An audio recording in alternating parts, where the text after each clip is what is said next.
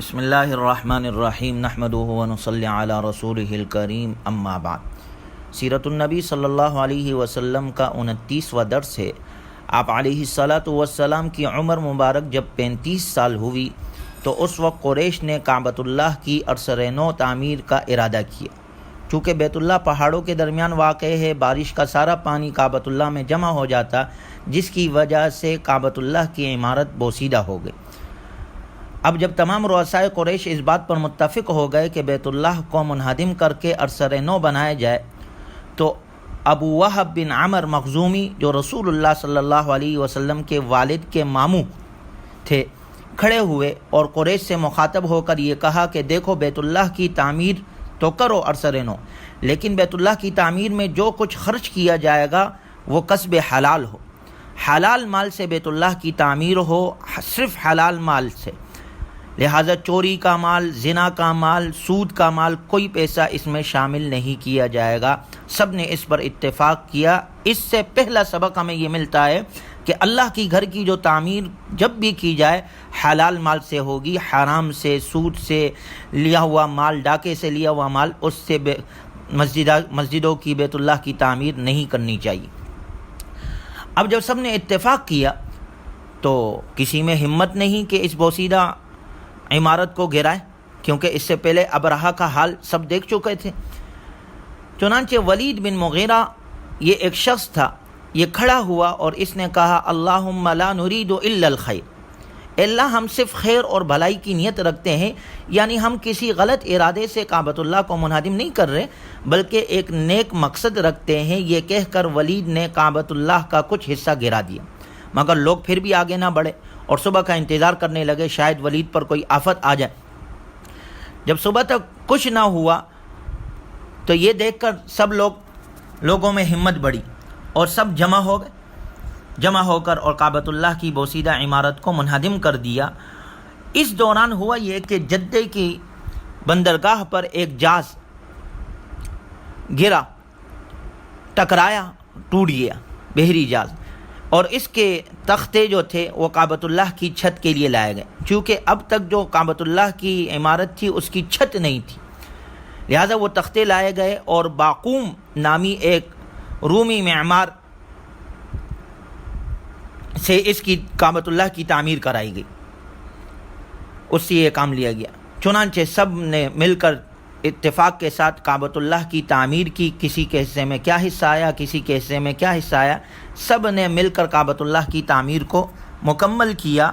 اب جب حجر اسود کو اپنے جگہ پر رکھنے کی باری آئی تو سب قبائل کو کیا بلکہ ہر شخص کو یہ اعزاز حاصل کرنے کی خواہش ہوئی اور بات لڑائی کے حد تک پہنچ گئی۔ سب نے خون کے پیالے میں انگلیاں ڈبو کر ڈالی کہ ہم مر جائیں گے لیکن کسی طرح پیچھے نہیں ہٹیں گے۔ جب 4-5 روز اسی طرح گزر گئے، نتیجہ یہ ہوا کہ تلواریں نیام سے نکلنے لگی اور یہ وقت تھا حلف الفضول کے امتحان کا۔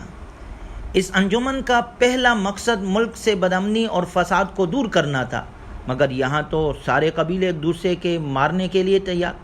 قریب تھا کہ تلواریں حرکت میں آ جائے، یکا یک ایک طویل العمر شخص ابو امیہ بن مغیرہ آگے بڑھا اور یہ تجویز پیش کی کہ ہم سب مل کر ایک حکم بنا لیتے ہیں، ایک شخص کو متعین کر لیتے ہیں جو ہمارا فیصلہ کرے، فیصلہ اسی کی صفت کر دیں گے۔ اس تجویز کو ماننے لینے کے بعد دوسرا سوال یہ پیدا ہوا کہ حکم کون ہوگا، فیصلہ کون کرے گا۔ آخر بحث مباحثہ ہوا اور آخر بات یہ ہوئی کہ کل صبح جو شخص کعبۃ اللہ میں سب سے پہلے آئے گا وہی فیصلہ کرے۔ اچھا، یہ رات سب نے بے چینی کے ساتھ گزاری، اندازہ لگائے کہ ہر قبیلے کا فرد جو ہے وہ اس کے لیے تیار ہے کہ میں جو ہے وہ حج اسود کو رکھوں، تو سب نے کیا تیاری کی ہوگی، پوری رات سب نے کیسے گزاری ہوگی بے چینی کے ساتھ، ہر ایک نے سونے سے پہلے پہنچنے کی کیسی اسکیمیں بنائی ہوگی اور کیسی کوششیں کی ہوگی کہ ہم سب سے پہلے پہنچ جائے۔ لیکن کیا ہوا کہ ہر آنے والے نے اپنے سے پہلے محمد الرسول اللہ صلی اللہ علیہ وسلم کو کعبے میں موجود پایا۔ جب آنے والوں نے سب نے یہ دیکھا کہ سب سے پہلے حضور صلی اللہ علیہ وسلم وہاں پر موجود ہے تو سب نے یکا یک زبان ہو کر پکارنے لگے، سب نے ایک زبان سے کہا حاضل امین رضینا، یہ امین ہے جو فیصلہ کر دے ہمیں منظور ہے۔ دیکھا جائے یوں تو جو بھی پہلے پہنچتا تو اس طے شدہ فیصلے کے مطابق حکم ماننا پڑتا اس کو، لیکن یہ کوئی ضروری نہیں کہ حکم ماننے والوں کے دل بھی اسے گوارا کر لیتے، مگر یہاں آنے والی ذات کوئی معمولی نہیں ہے، محبوب خدا ہے، محمد الرسول اللہ ہے۔ اس طرح بے ساختہ اپنی رضامندی اور شگفتگی کا اظہار کرتا ہر شخص جیسے رسول اللہ صلی اللہ علیہ وسلم اس کے دل کی آواز ہے۔ یہ جملہ اس محبوبیت کا پتہ دے رہا ہے جو رسول اللہ صلی اللہ علیہ وسلم کو اپنی ساری قوم میں حاصل تھی۔ حضور صلی اللہ علیہ وسلم خود حکم اگر فیصلہ کرتے تو رکھ دیتے، لیکن ہر شخص متوجہ ہے، دیکھ رہا ہے کہ حضور صلی اللہ علیہ وسلم کیا فیصلہ کر رہے ہیں۔ لوگ یہ سمجھ رہے تھے کہ آپ خود حضرت اسود نصب کر دیں گے یا کسی کو اس کام کے لیے نامزد کر دیں گے، مگر رسول اللہ صلی اللہ علیہ وسلم نے جب سارا معاملہ سنا تو آپ صلی اللہ علیہ وسلم نے فرمایا ہلم الی ثوبا، میرے پاس ایک کپڑا لے آؤ۔ کپڑا لایا گیا تو آپ علیہ الصلاۃ والسلام نے اسے بچھایا اور اپنے دست مبارک سے حجر اسود اٹھا کر اس کپڑے پر رکھ دیا، پھر فرمایا لتأخذ كل قبیلۃ بناحیۃ من الثوب ثم ارفعوه جميعا، ہر قبیلے کا نمائندہ کپڑے کا ایک ایک کنارہ تھام لے، پھر سب مل کر اسے اٹھا لو۔ سب نے مل کر اسے اٹھایا اور اسے اس جگہ لے آئے جہاں نصب ہونا تھا۔ اس کے بعد حضور صلی اللہ علیہ وسلم نے اپنے دست مبارک سے اسے اس کے مقام پر نصب فرمایا۔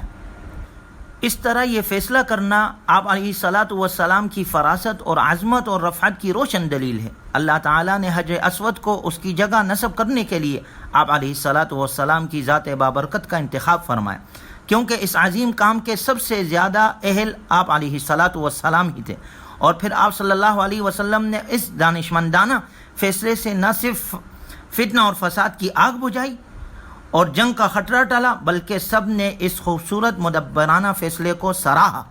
بات دیکھنے میں معمولی سی نظر آتی ہے، لیکن حقیقت سامنے لائے نبی کا رخ ابتدا ہی سے صحیح سمت میں ہوتا ہے۔